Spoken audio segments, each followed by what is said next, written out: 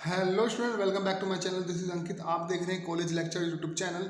आज हम पढ़ने वाले हैं सेमेस्टर 3 से रिगार्डिंग इतिहास में। अगर आपके पास सब्जेक्ट है तो आज आपके लिए बहुत इंपॉर्टेंट वीडियो होने वाली है। आज आप पढ़ेंगे तुर्कों के विजय के कारण क्या थे, गौरी वंश का उद्भव कैसे हुआ, उद्देश्य क्या थे उनके, और विजय के क्या कारण थे उनके। ये बहुत इंपॉर्टेंट टॉपिक है, ध्यान से पढ़िएगा। पूरा पढ़ेंगे, आपको पूरी वीडियो देखेंगे तो समझ आ जाएगा। इससे पहले भी मैंने बहुत इंपॉर्टेंट लेक्चर्स जो है अपलोड कर दिए हैं।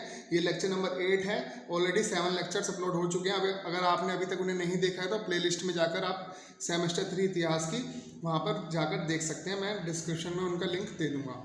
शुरू करते हैं। तुर्कों के विजय के क्या कारण थे भारत में, ठीक है, या गौरी वंश का उद्भव कैसे हुआ, इनके क्या उद्देश्य थे, विजय के कारण क्या थे। 12वीं शताब्दी के मध्य में गौरी वंश का उदय हुआ, ठीक है। ध्यान रखेंगे, पहले तो आप शुरू में लिखेंगे कि कौन सी शताब्दी के आसपास उनका उदय हुआ। 12वीं शताब्दी के आसपास गौरी वंश का उदय हुआ। गौरी साम्राज्य का आधार उत्तर पश्चिमी अफगानिस्तान था, यानी गौरी साम्राज्य जो सबसे पहले जहाँ आया वो था उत्तरी पश्चिमी अफगानिस्तान, जो भारत के सबसे निकट में था, ठीक है, उस समय भारत का हिस्सा। आरंभ में गौरी गजनी के अधीन था, यानी जो शुरुआत में जो गौरी साम्राज्य था वो गजनी के अधीन था। गजनी भी एक साम्राज्य था जिसके बारे में मैंने पिछली वीडियो में बताया है, पर शीघ्र ही उन्होंने इस बोझ को फेंक दिया। भारतीय आक्रमणों में गौरी के काफ़ी उद्देश्य थे, यानी जो गौरी था उसके काफ़ी उद्देश्य थे भारत पर आक्रमण करने के। देखिए, सबसे पहले तो मान लें कि पैसा, ठीक है, उसे लालच खींच लाया था भारत की ओर, क्योंकि भारत को सोने की चिड़िया कहा जाता था। तो इन्होंने यहाँ पर बहुत सारी लूटपाट मचाई, ठीक है। तो ये मेन कारण मानते हैं, लेकिन आगे बढ़ते हैं। भारतीय आक्रमणों में गौरी के काफ़ी उद्देश्य थे। यह भी एक मुख्य उद्देश्य था कि भारत में मुस्लिम साम्राज्य की स्थापना की जाए। देखिए, ये तो बहाना था कि मुस्लिम साम्राज्य की स्थापना की जाए, लेकिन असली मकसद उसका लूटपाट ही था, ठीक है। वो पैसों के लिए ही यहाँ पर आया था।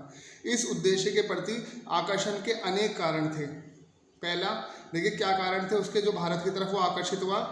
गौड़ साम्राज्य की रक्षा के लिए मुल्तान व पंजाब पर अधिकार करना अनिवार्य था। उसका सबसे पहले ये था कि अगर वो गौरी जो साम्राज्य की स्थापना करना चाहता है तो उसे मुल्तान व पंजाब पर अधिकार करना जरूरी होगा, ताकि वो भारत में एंटर कर सके। भारत में स्थायी मुस्लिम साम्राज्य के संस्थापक के रूप में वह इतिहास में अपना नाम अमर करना चाहता था। वह चाहता था कि भारत में ये नाम इसका अमर हो जाए कि भारत में किसने मुस्लिम साम्राज्य की स्थापना की है। वह स्थायी मुस्लिम साम्राज्य के संस्थापक के रूप में अपना नाम अमर करना चाहता था। तीसरा पॉइंट, भारत विजय से वह मुसलमानों के धार्मिक जोश का लाभ उठा सकता था, यानी कि भारत में अगर वह विजय प्राप्त कर ले तो उसके जो मुस्लिम धार्मिक जो सपोर्टर हैं उनका वह जोश प्राप्त कर सके और वो भी उसके साथ मिल जाए। ये उसका उद्देश्य था। और चौथा क्या था, भारत के अपार धन व संसाधनों के प्रति संभव ही जिसके बल पर वह जोश गौर वंश के शत्रुओं को जीत सकता था। देखिए, भारत के अपार धन व संसाधनों के प्रति प्राप्ति करना उसके लिए जरूरी था, संभव भी था। उसे लग रहा था कि मैं वो प्राप्त कर लूँगा, जिससे कि वह गौर वंश के शत्रुओं को जीत सकता था, यानी जो उसके शत्रु थे वह उन पर जीत प्राप्त कर सकता था। मोहम्मद गौरी ने एक योजनाबद्ध तरीके से भारत पर आक्रमण के अभियान चलाए, यानी उसने एक प्रॉपर सिस्टमैटिक वे से भारत पर आक्रमण किए और उत्तरी भारत के विभिन्न प्रदेशों को जीतकर मुस्लिम साम्राज्य की नींव डालने में सफलता प्राप्त करी। तो भारत के उत्तरी भारत के जो क्षेत्र थे उसने उन पर विजय प्राप्त कर ली और भारत में मुस्लिम साम्राज्य की नींव डाली। अपने जीवन काल में ही उसने भारत के मुस्लिम साम्राज्य में एक मजबूत शासन व्यवस्था खड़ी कर दी, ठीक है। जब वो जीवित था उसने अपने जीते जी एक मुस्लिम साम्राज्य की नींव डाली और साथ साथ उसे बहुत ही मजबूत बना दिया भारत में।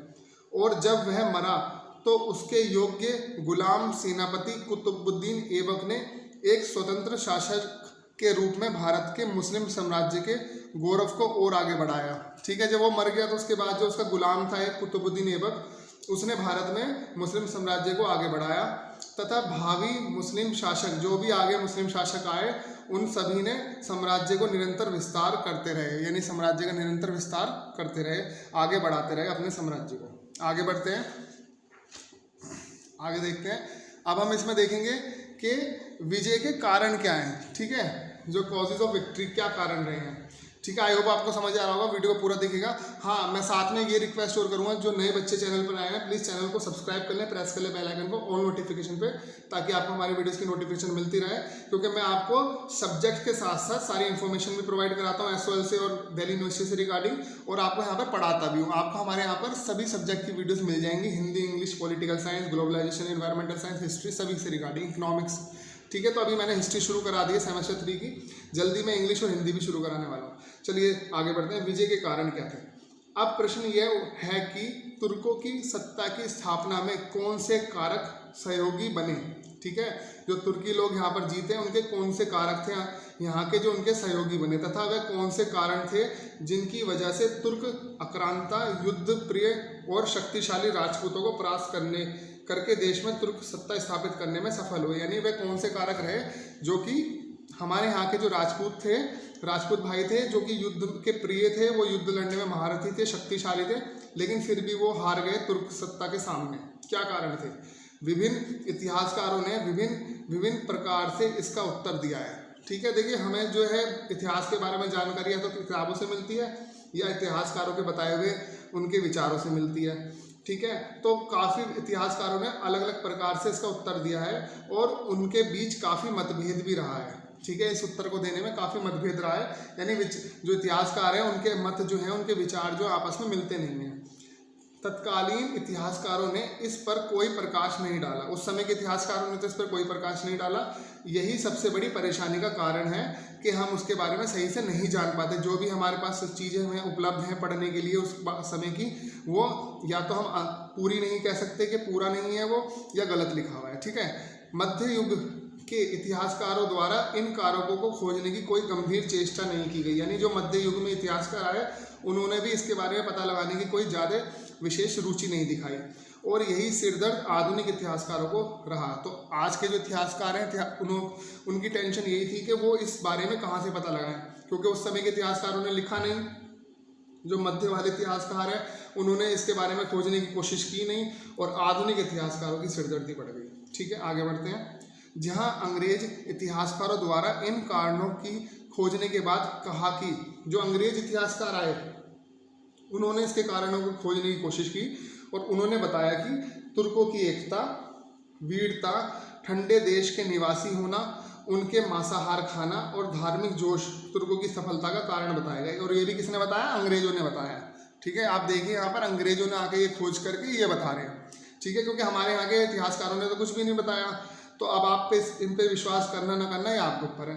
ठीक है, उनका क्या कहना था अंग्रेजी इतिहासकारों का कि भाई उनकी जो तुर्कों की एकता उनका जीत का कारण बनी, वीरता, ठंडे देश के निवासी होना, वो मांसाहार खाते थे और धार्मिक जोश था उनके अंदर, यही उनकी सफलता के कारण बने। Professor K.A. निजामी ने हिंदुओं की सामाजिक दुर्बलता और जाति भेद को जिसके कारण हिंदुओं की संपूर्ण सैनिक व्यवस्था क्षीण हो गई को दोष दिया। यानी अब जो K.A.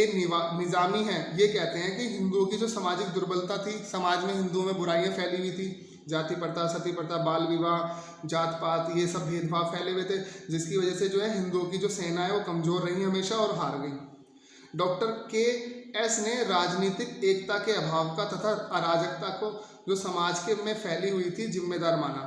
Doctor K.S. ने किसको जिम्मेदार माना? जो भारत में राजनीतिक एकता नहीं थी, भारत के पास अराजकता फैली हुई थी। ठीक है, और समाज में बुराइयां फैली हुई थी, इसको जिम्मेदार माना, हार का कारण माना। आगे बढ़ते हैं। गुप्तचर विभाग की कमी, ये भी एक कारण था। हिंदुओं की दुर्बलता बोला गया यहाँ पर एक कारण। राजनीतिक एकता का अभाव बोला गया कारण।